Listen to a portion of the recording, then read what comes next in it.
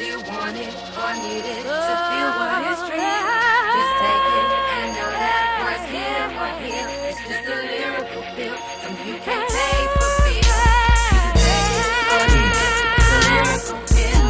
Do you want it or need it to feel what it's real? Just take it and know that what's here or here is just a lyrical pill. Something you can't taste but feel. You can take it or leave it. It's a lyrical pill. Do you want it or need it to feel what it's real? Just take it and know that what's here or here is just a lyrical pill.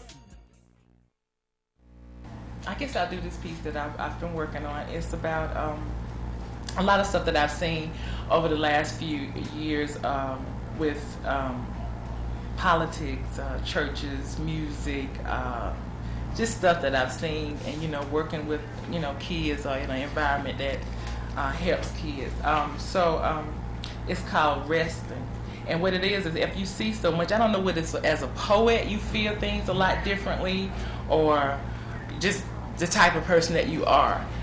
You see things so differently from other people. And when you write about them, you put yourself in that position, and you just put it on paper and emotion come out. And this is called resting. Have you heard it before? I don't know. I guess I'll do the hook. Yeah, hook us up, girl. Hook us up. What you gonna do? It's hard to do poetry sitting down for me. It but, is. It's hard. I've never done it sitting down. Let's see. Let's try resting. I'm tired, and my soul, my soul needs resting. Lord, I'm tired, and my soul, my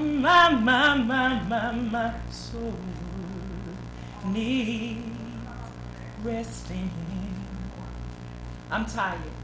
But just because I'm tired, it doesn't mean that my desire to help our children has expired. It simply means that I have to rest for a while, take time to regroup and to rekindle the righteous fires that needed to burn through the lies and the disguise of the enemy. I need the heat to protect me from his vicious and powerful deceits. See, when you're tired, you're weak. And even your best is not good enough in this fight to save our children from the flash perversions of this world. See, I'm raising a male child, and I don't want to see him grow up so spiritually disturbed that he disrespects his female counterparts and shows them no love. So I'm going to take just a little while to rest after I take this time to get it off my chest, because I'm tired.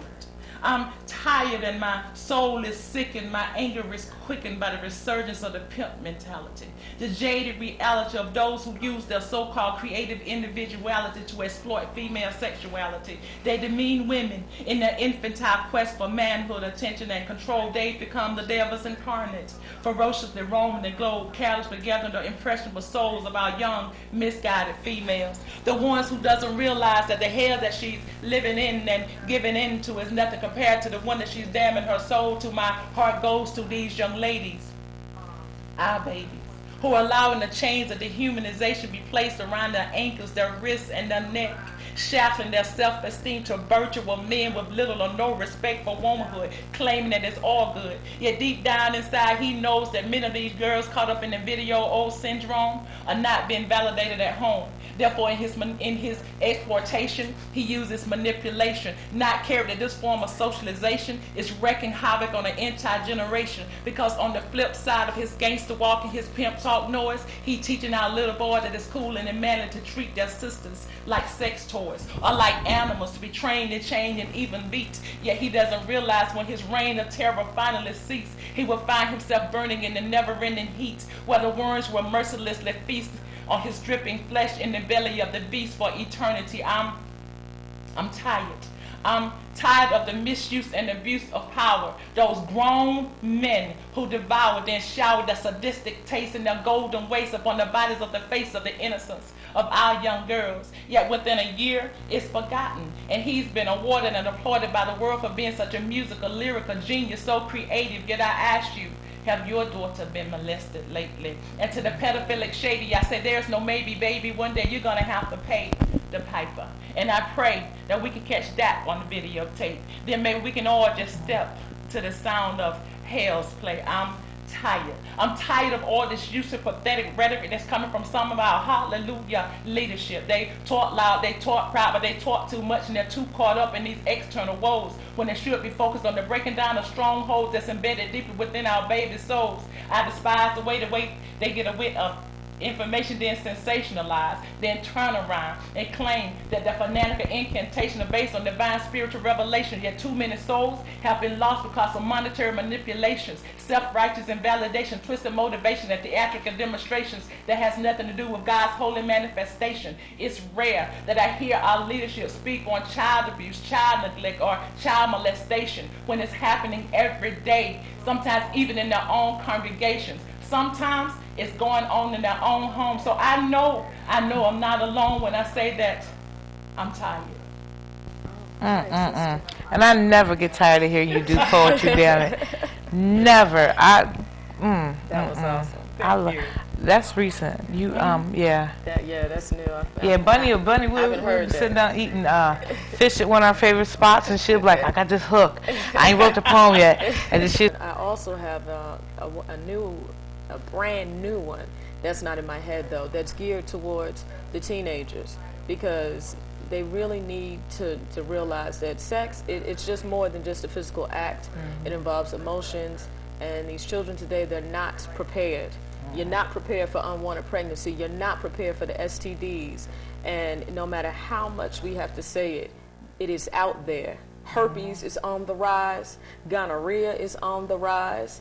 And it's so sad to me that this new trend now with the teenage girls and the teenage boys, that oral sex isn't really sex. You can still contract a sexually transmitted disease from oral sex. And it's just sad because they're doing it for all the wrong reasons.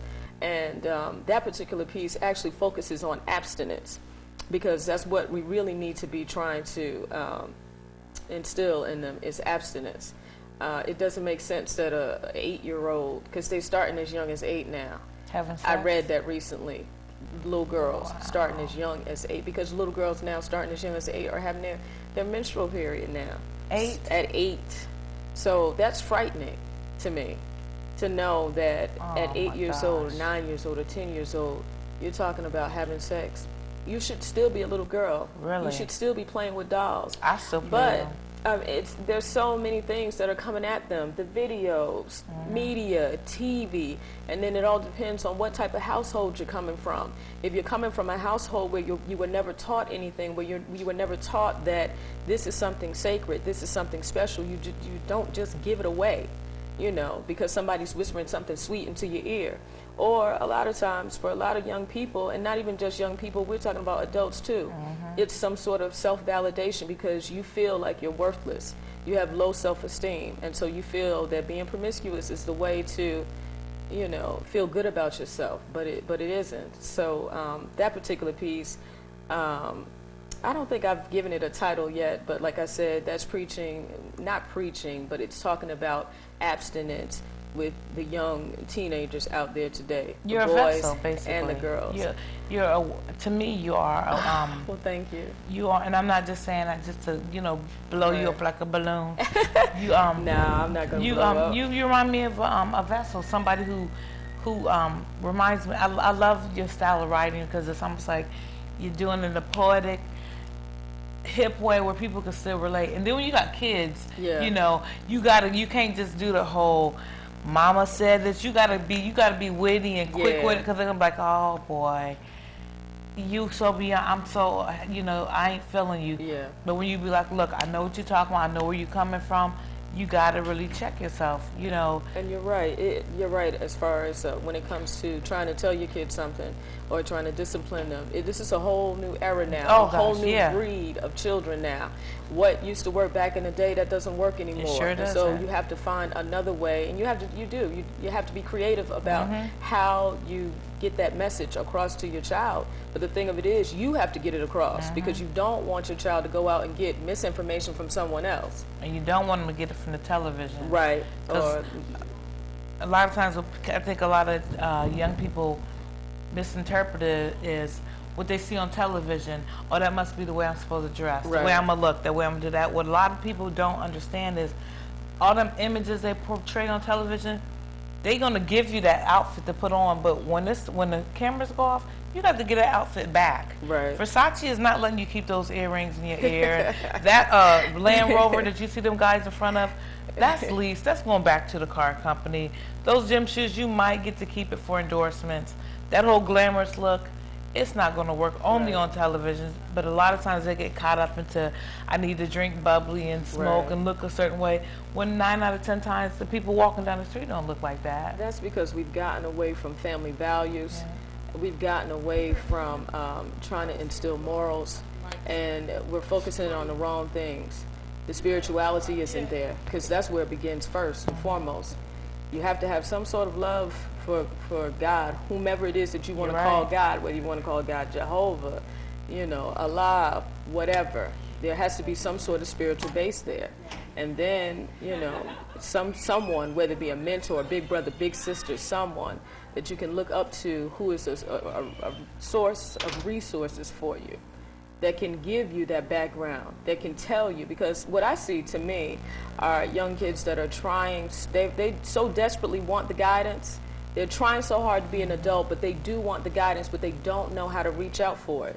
And then it gets deep, because we can go on forever about why and the what fors. But I mean, like I said, I do like to talk about social issues, and I do like to do it in a way that's creative, that doesn't just come out saying, don't have sex and practice abstinence. No, I try to put it in a form of a story first. Like the piece that you're talking about, the AIDS piece that you've heard me do. It starts off very sexual, and people think that's what I'm talking about, is this whole sexual relationship. And yes, I am, because that's where it starts first.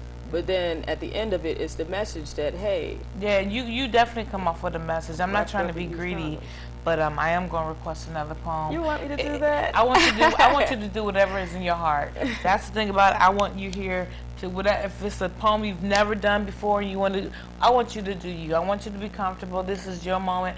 I'm glad you're here. Okay. How dare you? Okay, I'll do that piece. This piece is entitled Another Invention Designed by Scientists. Days, weeks flowed into months. Her pussy twitched like a junkie itch. She was overdue for a hunt. She slipped into a mini dress, stilettos and black fishnets, wearing blood red lipstick, dressed to kill and marked for death. Next stop, ladies' night at the Leopard Lounge, 'cause she's a sex shooter, shooting off in your direction. La da da da, she's a sex shooter, come and give her your affection.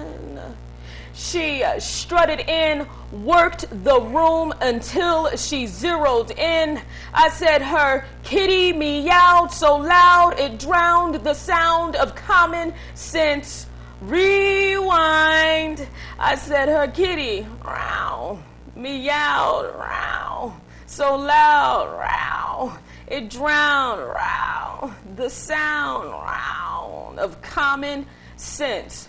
So intent was her hit for some one-night dick. Smiling, he walked towards her. Then he led her to the nearest bathroom stall. He was John Holmes, driving it hard and long.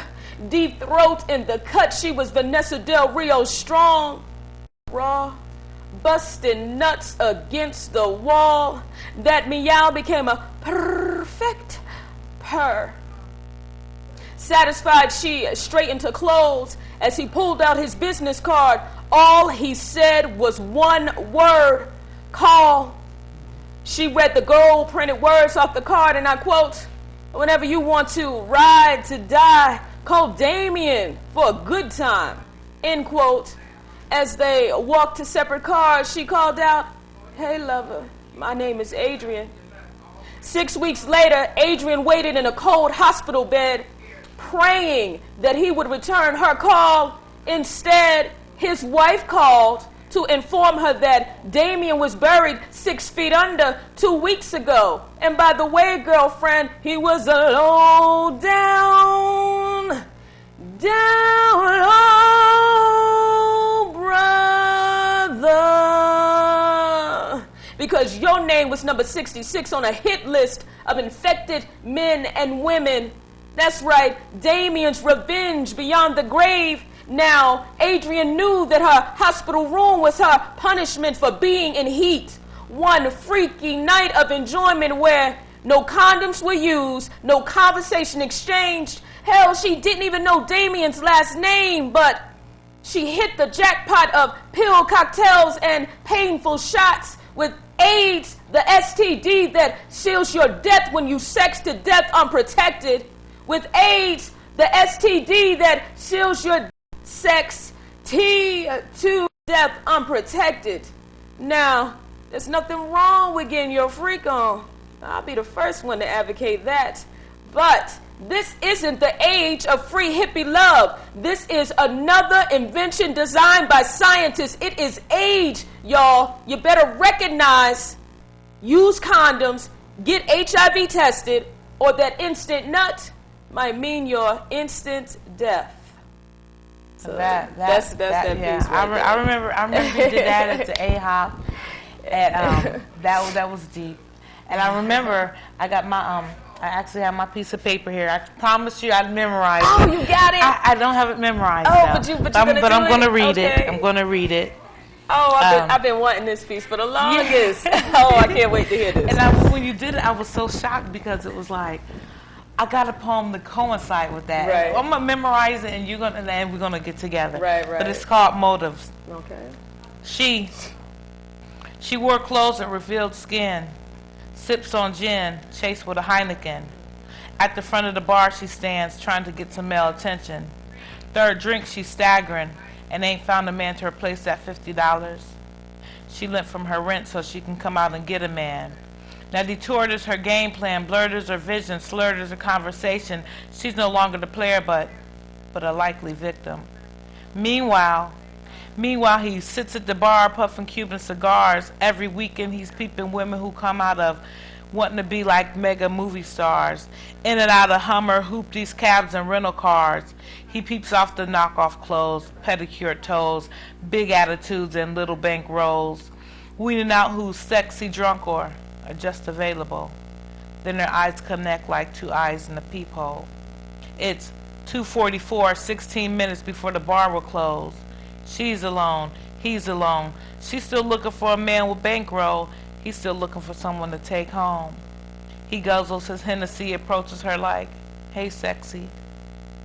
Instantly, they're grinning and laughing, flirting and chatting. To his Hummer, they're staggering to their house. They're entering. In the bed, bodies are blending. In the morning, he's awaking to her cooking. Months go by and a relationship is developing. Yet his conscience is eating him. He was a type who liked both men and women. He led a full life of booze, drugs, lies, and fast living. 16 months ago, he was diagnosed and AIDS paid him a vision. Out of hate and hatred, he vowed such a disease he would distribute it. Never had he intended to fall in love with her, but now how? How can he tell her? How can he tell her his only motive was to hurt her, to infect her, her and all others he encountered? Meanwhile, she's never been so happy. She met a man finally with some financial stability. In the beginning, of course, it was all about the money, but now her heart is really in it. Financially, she made it, yet lately she's feeling sick.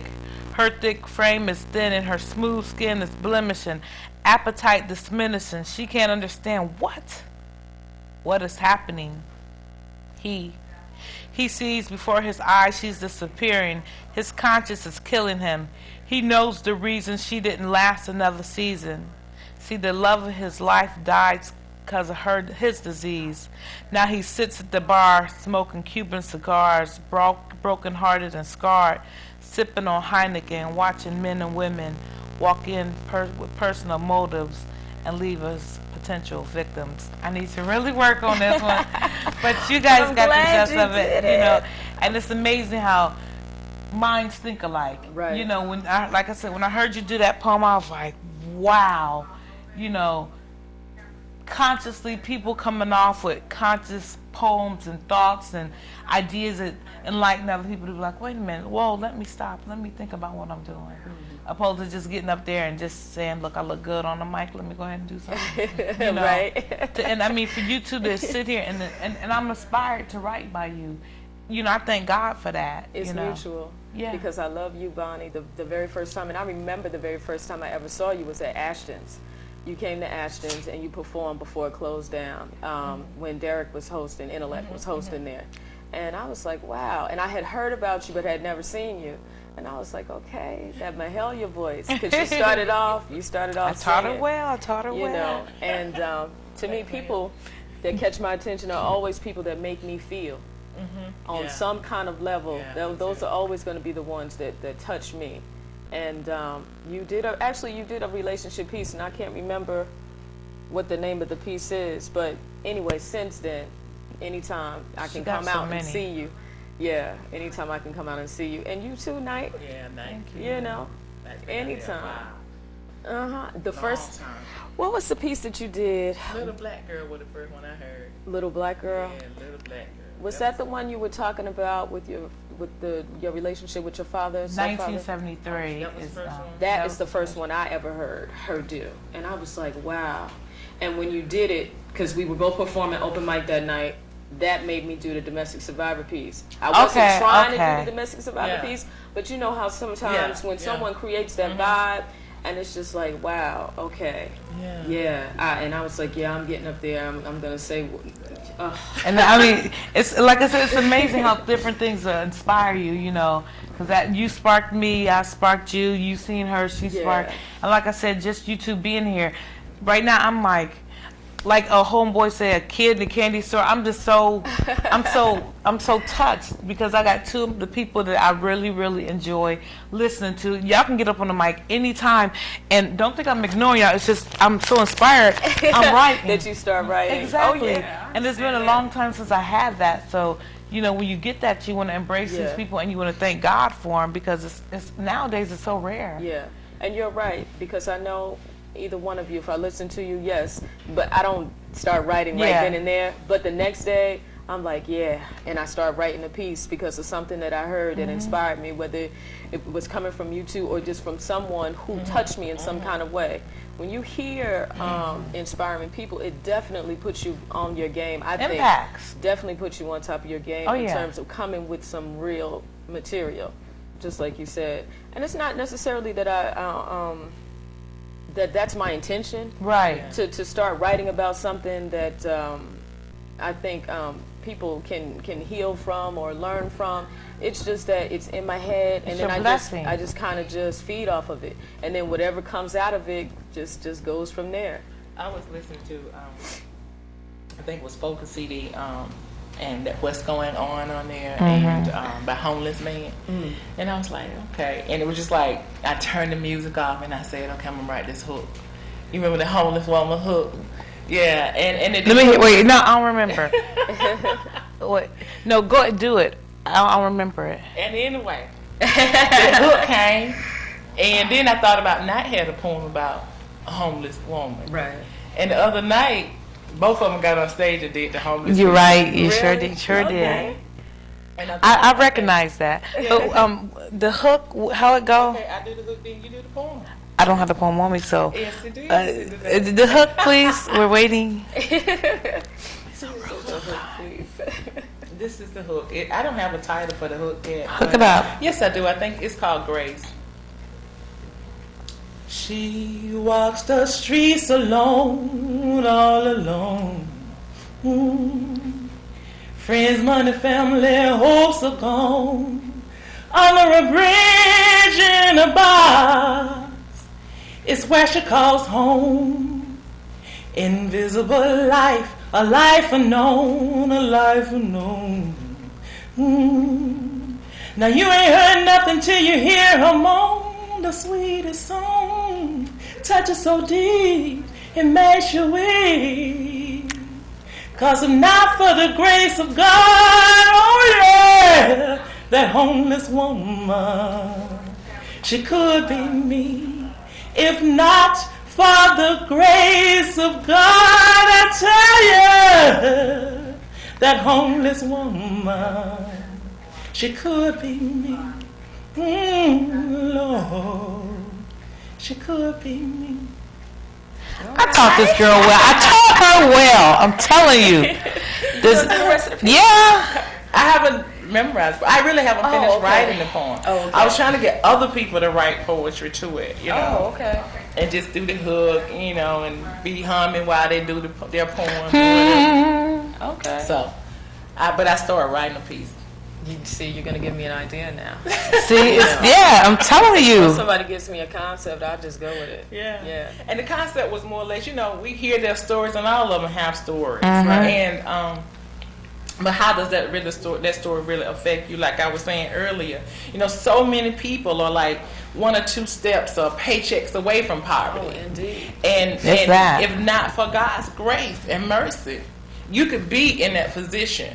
And so many people have been in that position, and you don't know about it. Yeah. I mean, because a lot of times you move in with your family, you don't have your own home. Right. You're just not on the street.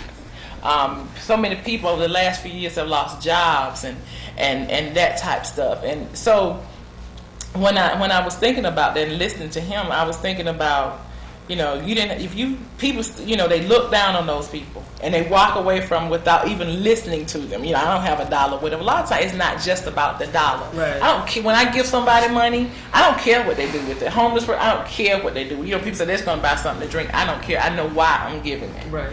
And it may help somebody in some way.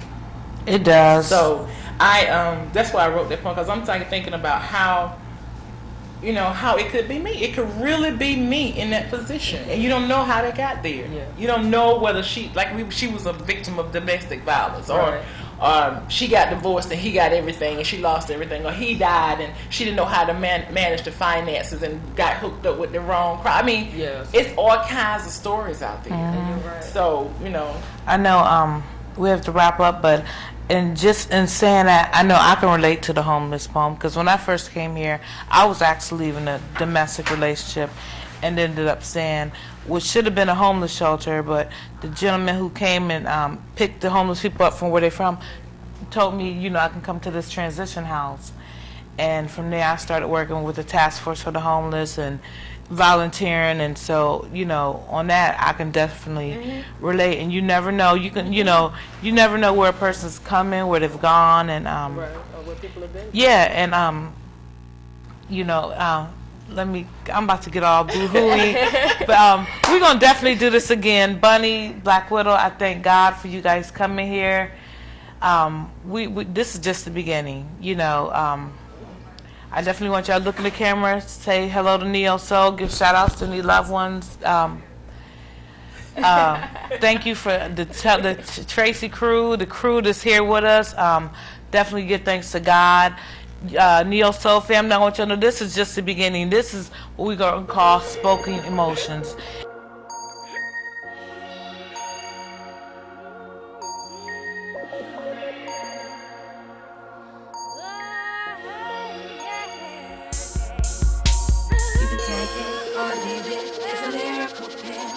Do you want it or need it to feel what is real? Just take it and know that what's here, it's just a lyrical pill. Something you can't taste but feel. You can take it or leave it, it's a lyrical